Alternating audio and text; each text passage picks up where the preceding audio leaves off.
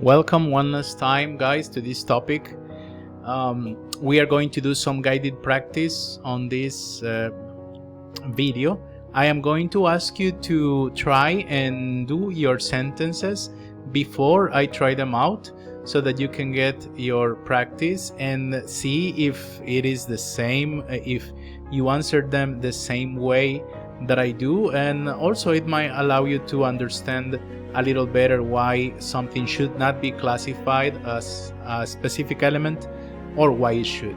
So let's dive right into it. Let's see number one. The museum will close its doors in 15 minutes. The museum will close its door in 15 minutes. So I see that I have a simple subject, right? Museum. And I also see that I have a complete subject because I have a word that modifies museum. I have the article the museum. It makes it specific, as you know, the role of articles, the specific article. Then I say a simple predicate. Hey teacher, isn't that a compound predicate? No, remember that this is only the auxiliary that complements the meaning of the verb close. So I say simple predicate will close. Also remember that compound predicates are joined by commas and also by a coordinating or a correlative conjunction, right? Obviously I can see that I have more words there, so for sure I have a complete predicate, right? Complete predicate will close its doors in 15 minutes. There we go, that's the complete predicate. Can you close something? Yes, I can close the doors. I can close its doors, right? So I go ahead and say that I have a direct object, right? Direct object is its doors. Teacher, why don't you include its doors in 15 minutes? Because this is not really answering the question what anymore. This is answering the question when, right? Will close its doors when. So this is actually acting as an adverb. So it's not part of the direct object. Let's see number two, which somehow turned into number one again. I don't know why. I'll see if I can fix that in a minute. Someone might drop in, but I am not sure.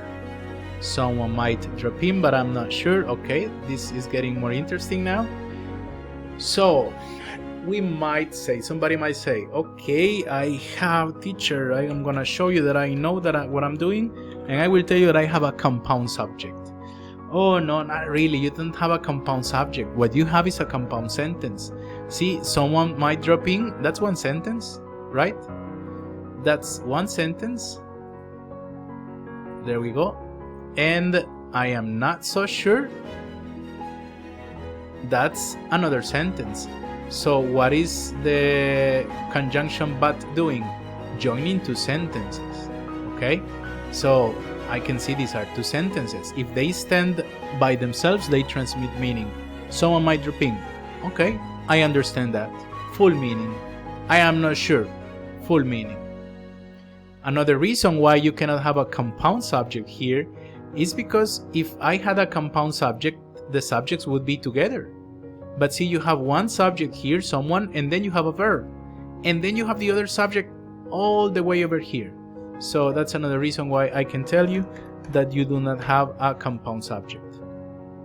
So I am going to do the analysis for the red section, and the red section only. I don't include anything else. The coordinating conjunction, I'm not gonna include it in either of the analysis. So I say simple subject. Okay, go ahead, pause the video and try to do your analysis now. Okay, here we go. So simple subject is someone. I have a simple predicate, might drop in, right? Phrasal verb. So that's it. That's the analysis for the first section. So easy. And then I go to the second section, the one that says I am not sure. And somebody tells me, hey teacher, but you have a complete predicate. Might not drop in, but I'm not sure. No, you don't include that, right? You don't include it. Don't insist on that. You don't include this section. you separate the analysis. So I go with the second analysis and I say simple subject, definitely it's I, nothing modifying I, of course, so I leave it there. Simple predicate is am, right? Am.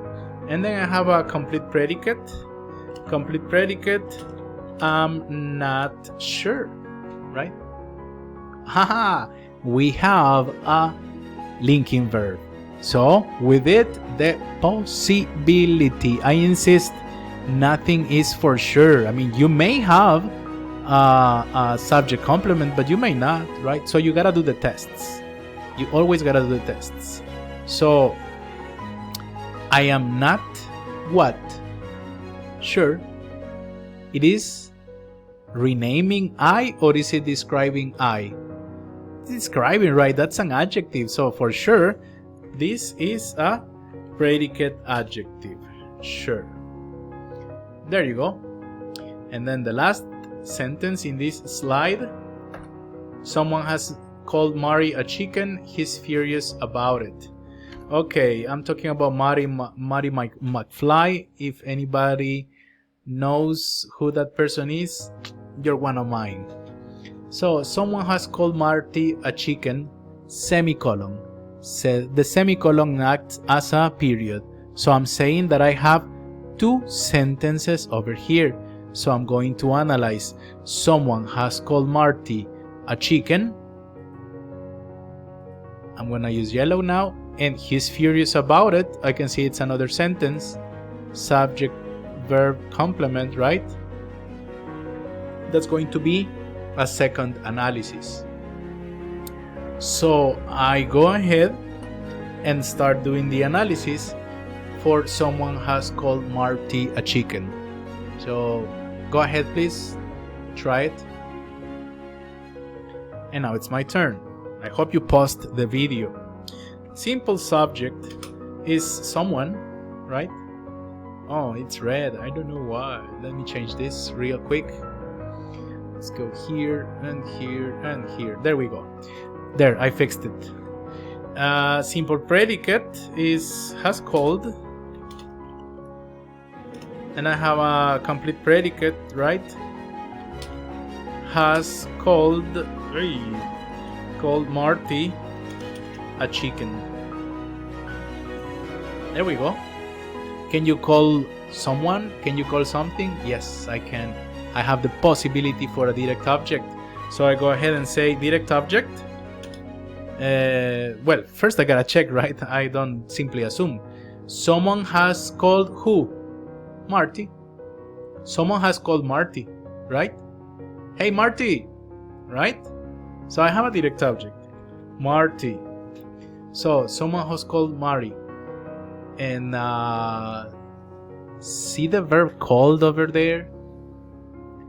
See the phrase a chicken there? Aren't we renaming the direct object? Aren't I giving another name for Marty? Yes. Get it? That is an object complement, because the object complement renames or describes the direct object, and I have the verb. And someone has called Marty what? A chicken. Of course I have an object complement. Object complement, a chicken. And that's it. That's how we solve this first section. I'm gonna have to speed it up a little bit because I still have to go through one more slide. And he's furious about it. I go ahead and say simple subject is he. Simple predicate is. Complete predicate is furious about it. Be careful not to leave out the simple predicate when you classify the complete predicate, okay? It's a common mistake that some people only write furious about it, complete predicate. Marty is what? Furious about it. So I have a predicate adjective, furious about it. About it. There we go. That's the analysis for this sentence. And then I have two more for you. I'm gonna rush through this because my time for the video is almost over. The fearless rebels and the townspeople are fighting against the tyrannical dictator and are ready to storm the palace, right? So there we go, numbers. To do this analysis, I don't know why this is happening. Okay, anyway. The fearless rebels and the townspeople are fighting against the tyrannical dictator and are ready to storm the palace. This is an interesting case. I have a compound subject, yes. So I say that the compound subject is rebels. Remember, we don't include the modifiers, comma, townspeople. And I have a complete subject too, because I have modifiers for at least one of the subjects, one of the elements of the compound subject. So I say the fearless rebels and the townspeople. Come on, don't be nervous. There you go. That's a complete subject. And then I say I have a simple predicate. No, I have a compound predicate. Are fighting against the tyrannical dictator and are ready to storm the palace. So again, I say compound, this time predicate, are fighting, comma, are. Teacher, are ready. No, ready is not a verb, right? Ready is not an ing. Ready is not a verb, that's an adjective. So that's a compound predicate. Of course, I also have a complete predicate. I say complete predicate are fighting against the okay, let me fix that. There we go. Are fighting against the tyrannical dictator and are ready to storm the palace. That's a complete predicate.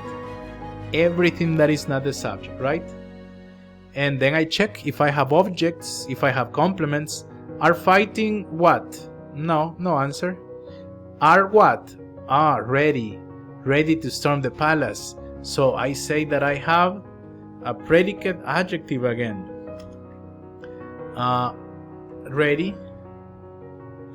to storm the palace.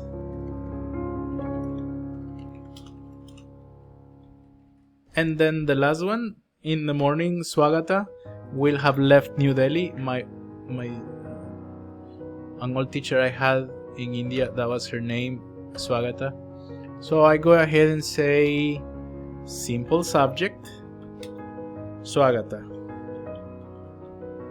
And complete subject, in the morning, Swagata. No, in the morning is not modifying Swagata. It's similar to inversion, okay? I'm taking a part of the predicate to the beginning of the sentence. That is possible. But in the morning is not modifying Swagata. So I go ahead and say now simple predicate will have left. Complete predicate will have left New Delhi in the morning. That's it. And then we'll have left what? Oh, direct object too, right? Direct object, New Delhi. There we go. And that's the classification for this sentence as well, okay? So those are just some guided sentences, some examples, of course. They are simple sentences, most of them. But remember, this is just for illustrative purposes, right? And once again, for the last time, I know I have said this a lot, but you might want to check the lesson plan. The lesson plan explains this with more detail. And also remember that we can have some discussion in class, right? And that will be all about it from me regarding sentence elements, guys. And I will see you in the next chapter that we are going to deal with, which is nouns, okay? Have a fantastic day, everybody.